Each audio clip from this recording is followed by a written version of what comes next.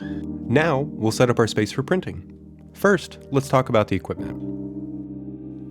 The Riley Hopkins 250 kit we're using includes a 250, 4-color 2-station press, and a 16/16 flash dryer.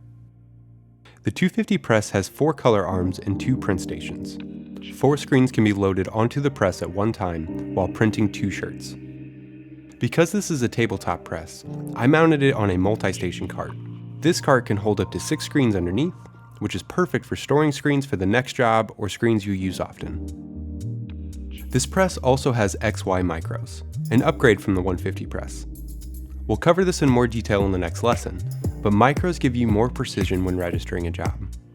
Instead of pulling the screen out of the clamps, you can just twist the knob to get everything dialed in. Now let's talk about the flash dryer. This is the 16/16 flash dryer. It's a small dryer, but works great for flashing and curing most prints.